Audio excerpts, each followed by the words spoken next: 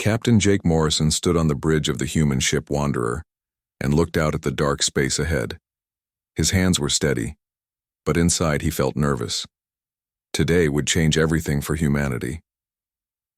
They were going to meet the HFY for the first time. Everyone in the galaxy knew about the HFY. They were killers. They destroyed whole planets. Other alien races would run away when they heard the HFY were coming. Some species had been completely wiped out by them. The HFY had never shown mercy to anyone.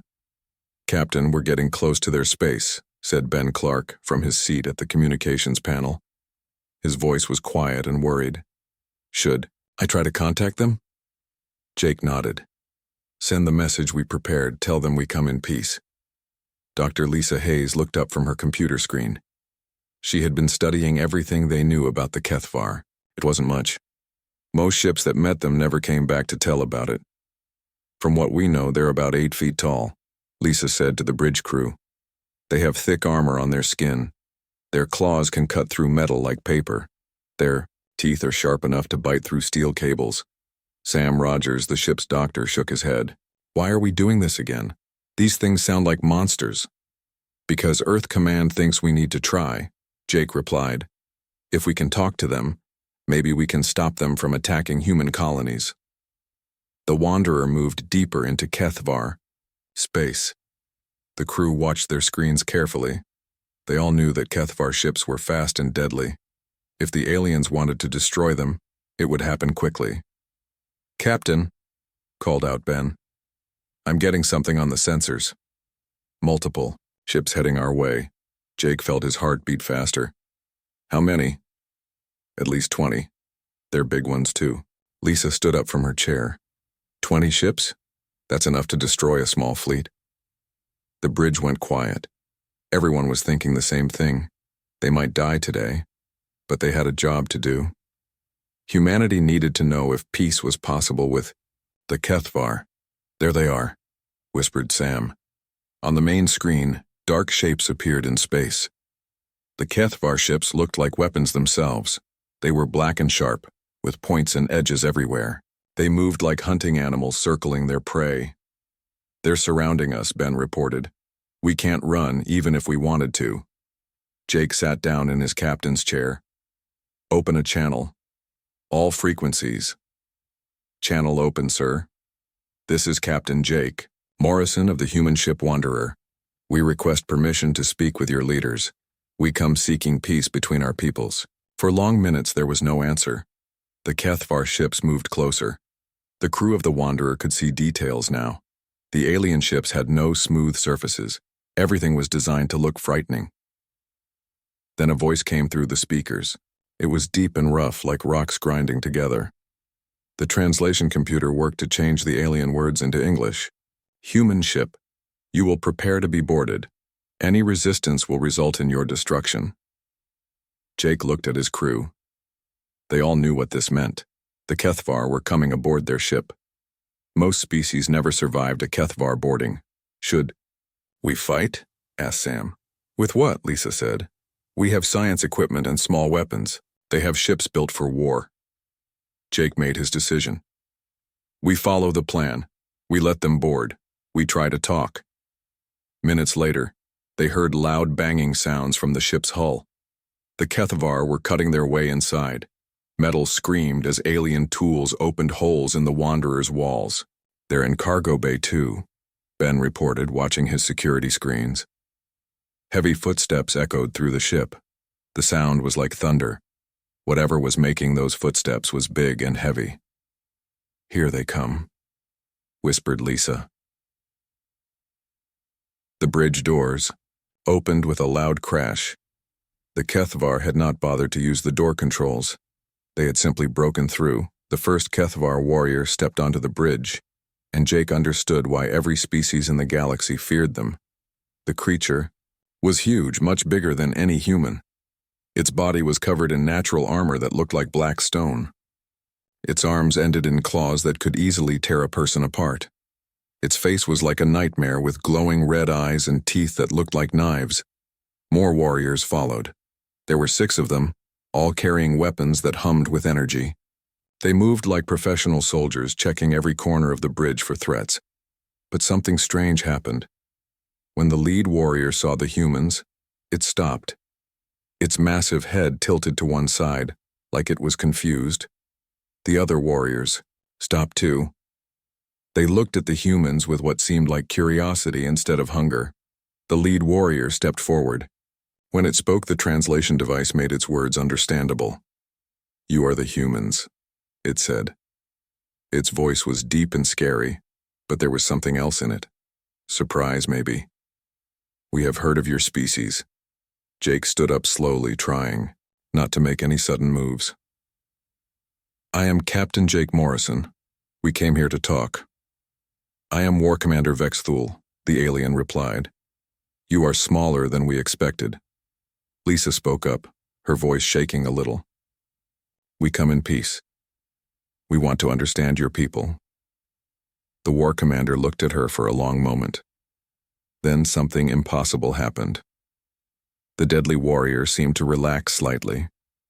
"There are things you do not understand about the Kethvar," Vexthul said.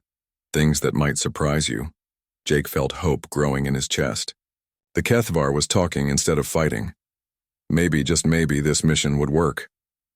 "We would like to learn," Jake said carefully. War Commander Vexthul looked at his warriors, then back at the humans. "Come with us. There is someone you must meet. Someone who has been waiting to speak with your kind." As the humans were escorted off their bridge, Jake wondered what they would find. The galaxy's most feared predators wanted to talk. That had never happened before. Something big was about to change, and humanity was right in the middle of it. The Kethvar shuttle was unlike anything the humans had ever seen. The inside was all sharp angles and dark metal. Jake Morrison sat next to Dr. Lisa Hayes and tried not to think about how easily the alien ship could crush their small human bodies. War Commander Vexthul sat across from them. Even sitting down, the alien warrior was taller than Jake when he stood up. The other Kethvar warriors stayed silent, but their red eyes watched the humans constantly. "Where are you taking us?" Jake asked. "To the Dreadfleet," Vexthul replied. "To meet Supreme Hunter Korval," Lisa whispered to Jake. "The Dreadfleet? That's what destroyed the Zentani homeworld." Jake remembered the reports. The Zentani had been a peaceful trading species. The Kethvar had wiped them out in less than a week. Not a single Zentani had survived. The shuttle flew toward a massive ship that hung in space like a dark moon. It was covered in weapons and armor. Smaller ships moved around it like insects around a hive. This was the flagship of the most feared military force in the galaxy. "Do not show fear," Vexthul said as they prepared to dock. "The Supreme Hunter respects strength." Jake nodded, but his mouth was dry. "How do you show strength to creatures that could tear you apart with their bare hands?" They were escorted through corridors that looked more like caves than hallways. Everything was designed to intimidate. The walls had marks from claws. The lighting was dim and red. The air smelled of metal and something else Jake couldn't identify. Other Kethvar moved through the corridors. They were all huge and armored. Some carried weapons that looked like they could blow holes in battleships. But Jake noticed something strange.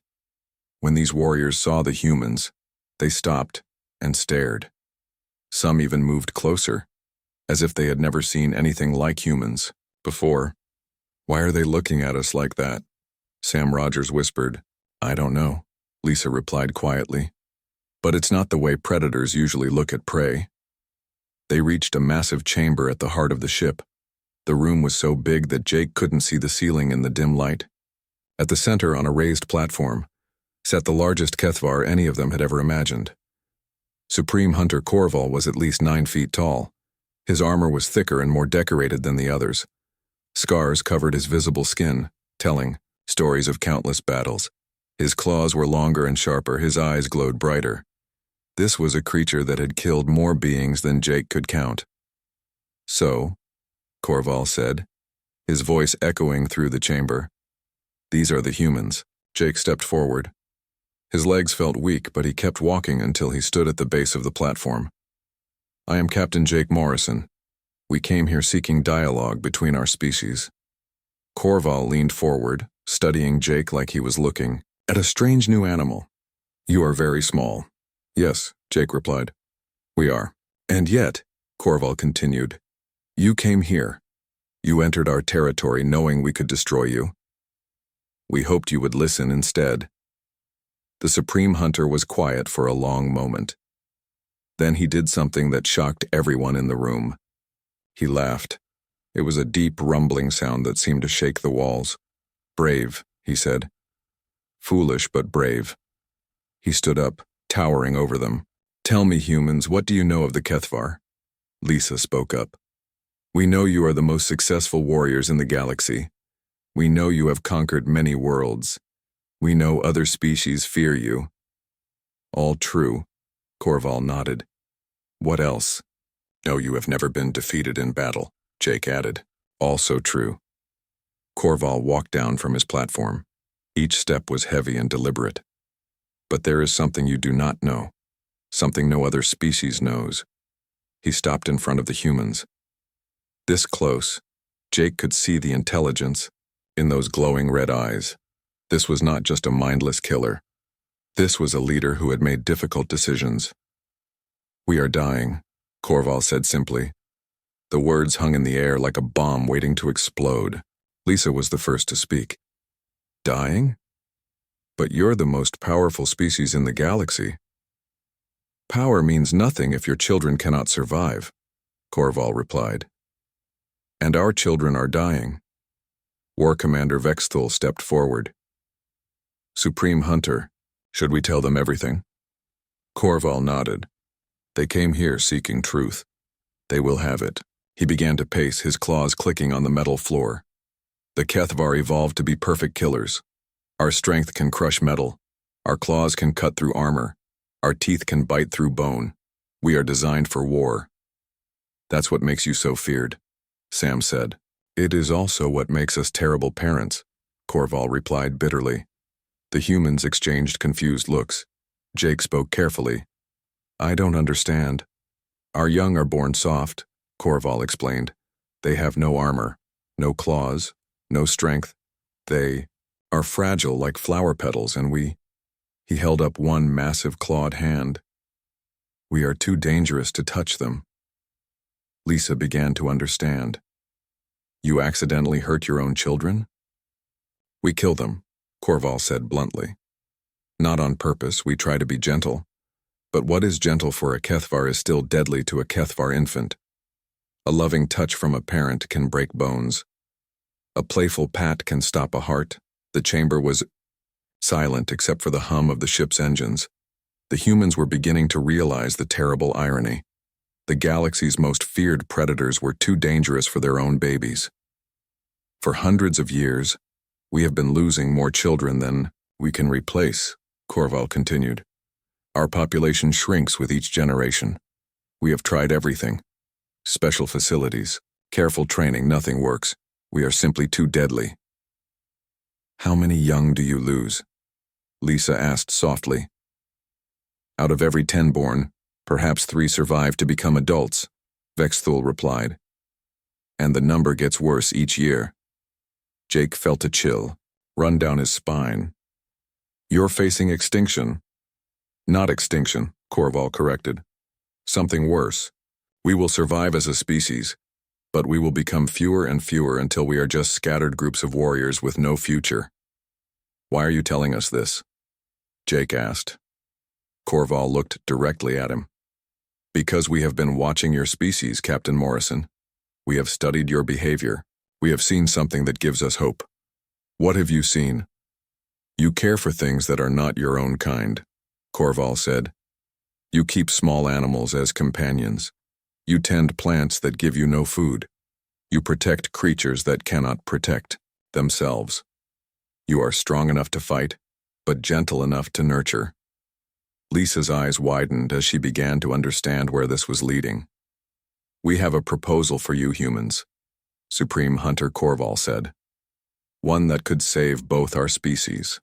Jake Morrison felt his heart beating fast as he waited for Supreme Hunter Korval to explain the proposal. The massive alien warrior stood before them, his red eyes fixed on the small group of humans. "We have watched your species for many months," Corval began. "We sent scouts to observe human colonies. We studied your behavior without you knowing we were there." Dr. Lisa Hayes stepped forward slightly. "You've been spying on us?" "Learning about you," War Commander Vexthul corrected.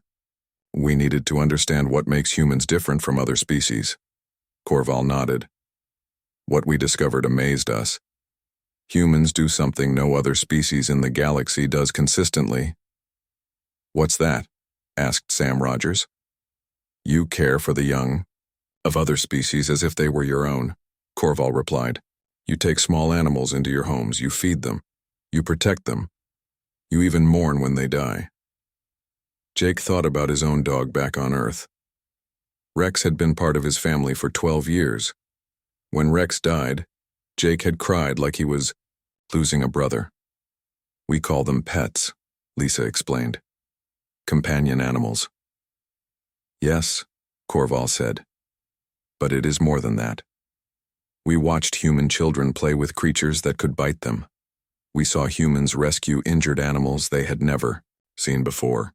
We observed humans spending their own resources to help creatures that gave them nothing in return."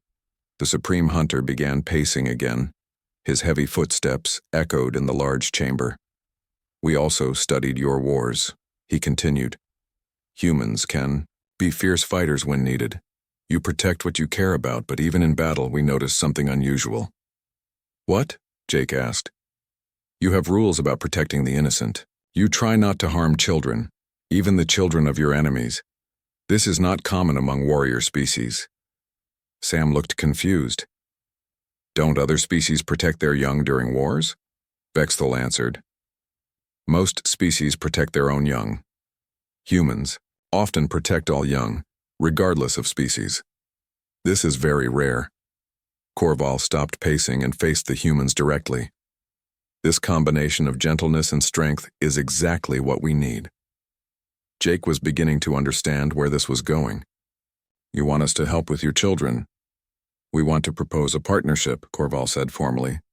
"The Kethvar Empire will provide humanity with advanced technology, protection for your colonies, and favorable trade agreements." "In exchange for what?" Lisa asked, though she suspected she already knew. "In exchange, humans would help us raise our young during their most vulnerable years." The words hit the humans like a physical blow. Ben Clark, who had been quiet until now, spoke up. "You want us to be babysitters for the galaxy's most dangerous predators?" "You would be caretakers," Corval corrected. "Teachers, protectors. You would help our children survive their first few years of life." Jake tried to process this incredible request. How would this work exactly? Vexthul gestured to a wall screen that showed images of young Kethvar. The babies looked nothing like their fearsome parents. They were small, soft, and almost cute in a strange way. "Kethvar young are born completely helpless," Vexthul explained. "They have no armor, no claws, no natural weapons. They are smaller than human babies and much more fragile." Lisa studied the images. "They look so different from adult Kethvar." "They develop their armor and claws over several years," Corval said. "During that time they need constant, gentle care. Care that we cannot provide without killing them." "How many children are we talking about?" Sam asked. "The Kethvar Empire has millions of citizens across hundreds of worlds," Corval replied. "But our birth rate is very low now. Perhaps 50,000 young are born each year." Jake felt overwhelmed. 50,000 babies. We couldn't possibly care for that many. "We would start small," Vexthul said quickly. "A test program with perhaps 100 young. If it works, we would expand slowly." "What exactly would humans have to do?" Lisa asked. Corval activated another screen showing more detailed images. "Feed them. Keep them warm. Protect them from injury. Teach them basic skills as they grow. Hold them when they are afraid." "Hold them," Ben repeated. "Physical contact is very important for young Kethvar," Vexthul explained. "They need to be touched gently to develop properly. But adult Kethvar cannot touch them without causing harm." Jake thought about the implications. You're asking us to form emotional bonds with your children? Yes, Corval said simply. We are asking humans to love our young as you love your own pets and companions. Lisa looked worried. What happens when they grow up? When they develop their armor and claws? They return to Kethvar society, Corval replied. But they would remember their human caretakers. They would understand that not all species are enemies. This could change everything, Jake realized. Not just for our species, but for the entire galaxy.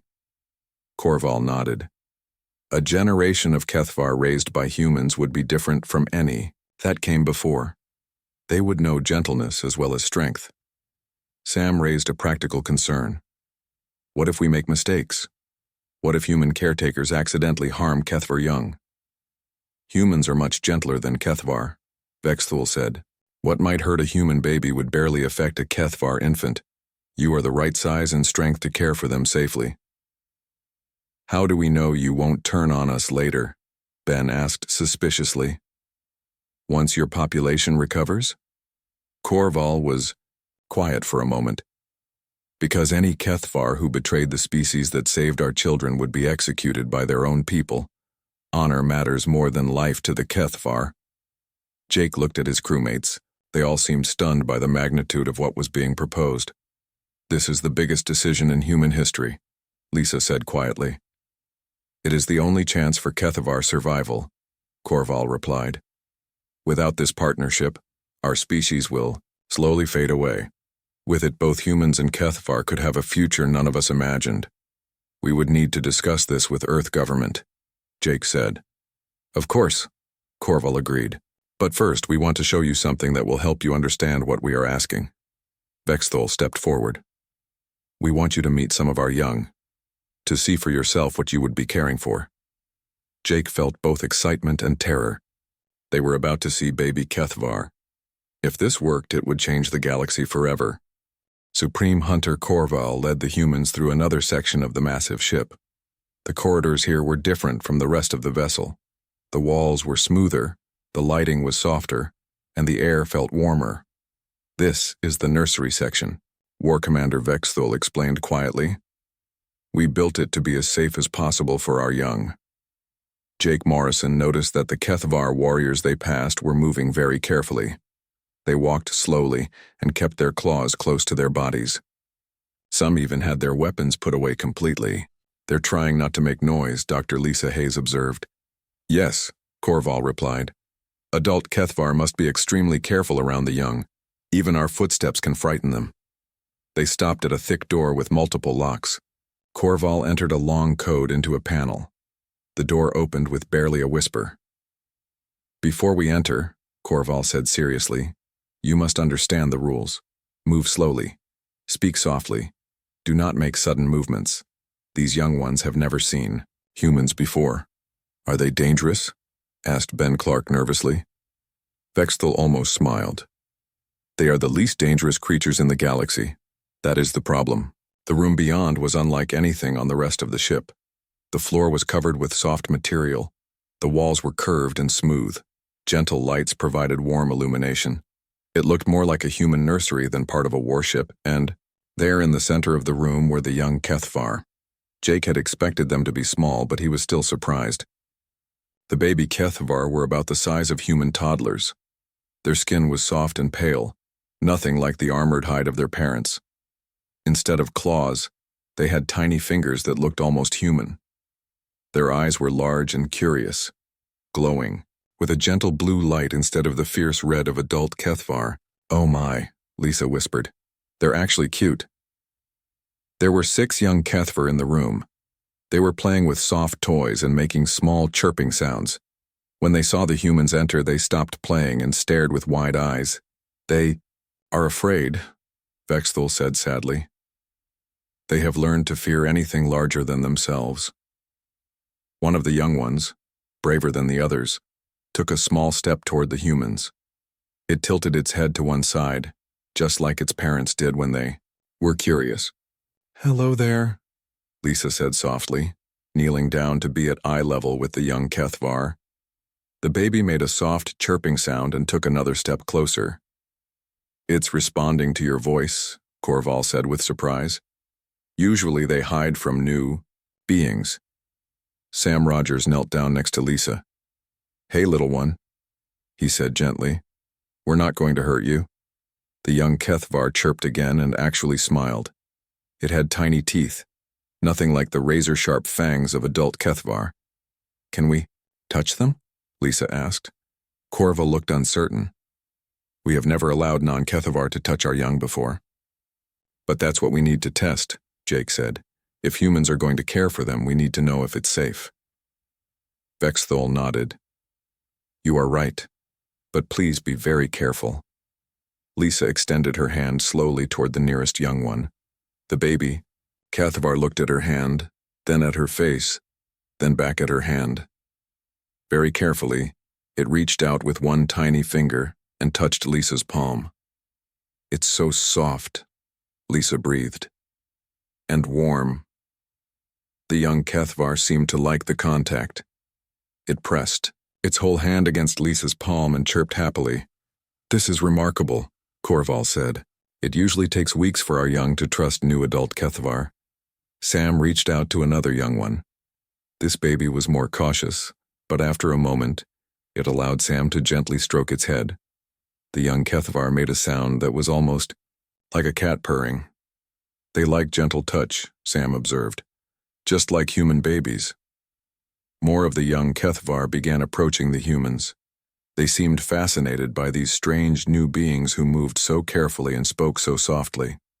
Jake knelt down as a small Kethvar walked up to him.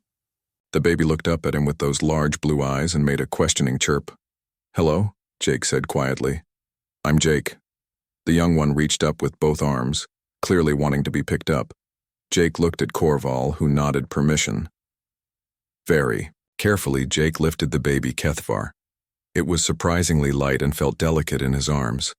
The young one snuggled against Jake's chest and made that purring sound. "I can't believe this," Ben said in amazement.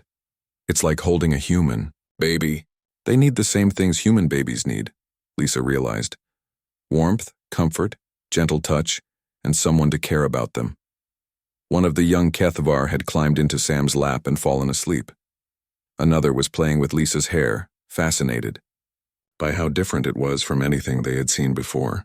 "This is what we cannot give them," Corval said sadly. "Watch." He knelt down very carefully and extended one massive clawed hand toward a young one.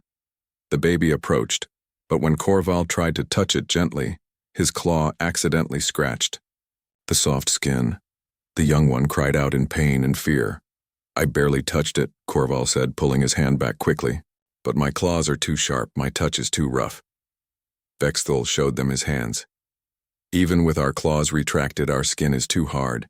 What feels gentle to us can bruise their soft bodies." Jake looked down at the baby sleeping in his arms. "But we can touch them safely." "Yes," Corval said. "You are the right size, the right strength. You can give them what they need without hurting them." Lisa was now surrounded by 3 young Kethvar, all wanting her attention. She was talking to them softly, and they were responding with happy chirps and purrs. "They're learning to trust us already," she said. "In just a few minutes, they're more comfortable with us than they are with their own kind." "Because you are not a threat to them," Corval explained. "They can sense that you will not hurt them." Sam was examining the young one in his lap. "They're so healthy and alert. With proper care, I bet most of them could survive to adulthood." "That is our hope," Vexthul said. "With human caretakers, perhaps we could save 9 out of 10 young instead of losing 7 out of 10. Jake felt the weight of responsibility. The baby in his arms represented the future of an entire species. If humans could successfully care for these young ones, it would save the Kethvar from extinction. "We need to contact Earth immediately," he said. "This changes everything." Corval nodded. "But first, there is one more thing you must see. The young ones are not the only ones who benefit from this arrangement." "What do you mean?" Lisa asked, still surrounded by contented baby Kethvar. "Stay here for 1 hour," Corval said. "Care for them as you would care for human children. Then you will understand the full value of what we are proposing." As the humans settled in to spend time with the young Kethvar, Jake realized that this might be the most important hour in human History. The future of two species hung in the balance. 1 hour had passed, and Jake Morrison couldn't believe how much had changed. The young Kethvar, who had been shy and scared, were now playing happily with the humans. 2 of them had fallen asleep in Lisa's arms. Another was showing Sam a toy and making excited chirping sounds. "Look at this," Ben Clark said softly. He was sitting cross-legged on the floor while the baby Kethvar tried to copy his position. "It's learning from me." Dr. Lisa Hayes watched the young one in her arms sleep peacefully. "They're not just comfortable with us now. They actually seem to prefer us to their own adults." Supreme Hunter Corval had been watching everything from the doorway. His massive form stayed far back so he wouldn't frighten the young ones. But Jake could see something in those glowing red eyes he had never expected to see from the galaxy's most feared predator. "Hope. Now you understand," Corval said quietly. "This is not just about saving our young. This is about giving them something." "We cannot. What do you mean?" Jake asked, carefully standing up without disturbing the baby that was clinging to his shirt. War Commander Vexthul stepped forward. "The young ones who survive in our current system grow up afraid. They learn early that the world is dangerous, that even their parents might hurt them by accident. They become fighters because they have to, but they never learn to trust." "But look at them now," Sam Rogers observed. "They're relaxed, happy. They're acting like normal children should act." "Exactly," Corval said.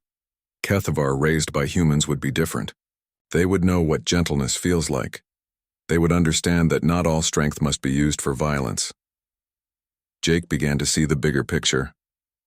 "You're not just asking us to save your species. You're asking us to change it." "Yes," Corval admitted. "The Kethvar have been warriors for so long that we forgot there could be any other way. But these young ones, raised with human kindness, could become something new." Lisa looked up from the sleeping babies in her arms. "They could become bridges between species instead of conquerors." "That is our hope," Vexthul said. "Imagine Kethvar who are still strong and brave, but who also understand mercy and compassion." One of the young Kethvar toddled over to Corval and looked up at him. The Supreme Hunter knelt down very carefully, keeping his distance. "Hello, little one," he said gently. The baby chirped and pointed at Jake, then back at Corval. It seemed to be trying to introduce them to each other. "It wants us to be friends," Jake realized. "Children see the world differently," Corval said with something that might have been a smile. "They do not understand why adults make things so complicated."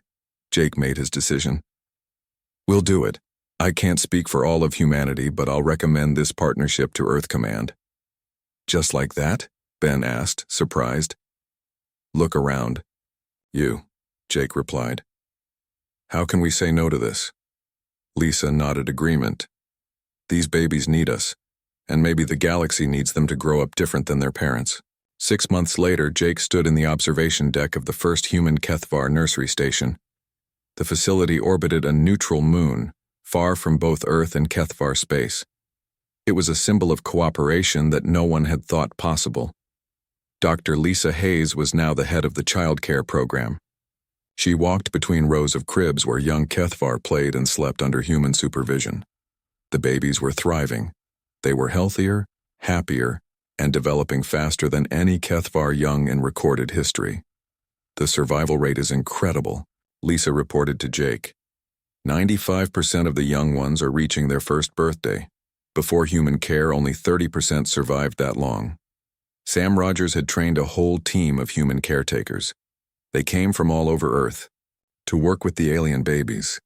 Teachers, nurses, parents, and child development experts all volunteered for the program. "The young ones are forming strong bonds with their human caretakers," Sam explained. "But they also remember their Kethvar heritage. It's the perfect balance." Jake watched through the window as a human caretaker named Mary played with a group of young Kethvar. The babies were laughing and making happy sounds as they chased a ball around their play area. Some of them were starting to develop the first signs of armor, but they were still soft and gentle. The first group will be ready to return to Kethvar society in 2 years, Jake said. And they'll be so different from previous generations, Lisa added. They know love and kindness, but they're still proud of being Kethvar. Word of the program had spread throughout the galaxy. Other species were amazed that humans had somehow tamed the most dangerous predators in known space. But it wasn't taming, Jake knew. It was partnership. The Kethvar had kept their promises too. Human colonies now had the protection of the Dread Fleet. Kethvar technology was helping humanity develop faster-than-light travel and advanced medical treatments. Trade between the species was making both sides wealthy. But the real change was deeper than technology or economics. Look. Lisa pointed to another window. Through the glass, they could see adult Kethvar warriors visiting their young. The adults had to stay in a separate room, but they could watch their children play with human caretakers. Some of the adult Kethvar were even learning to be more gentle by copying what the humans did. The parents are changing too, Sam observed. They're learning that strength doesn't always mean violence. Jake smiled as he watched a young Kethvar wave at its parent through the window. The adult warrior waved back carefully, trying to copy the gentle gesture. This is just the beginning, Jake said. In 20 years, when these young ones are adults, they'll change everything. How? Ben asked. They'll be Kethvar, who understand that protecting others is more important than conquering them. They'll be warriors who fight for peace instead of just for victory. Lisa looked at the peaceful scene in the nursery. And maybe someday other species won't be afraid when they hear that the Kethvar are coming. As Jake watched human caretakers gently caring for alien babies, he realized that sometimes the most powerful thing you could do was simply show kindness to someone who needed it. The galaxy's deadliest species had taught humanity an important lesson. Even the strongest warriors were once helpless children who just needed someone to love them. The partnership between humans and Kethvar would change both species forever. And maybe, just maybe, it would change the entire galaxy too.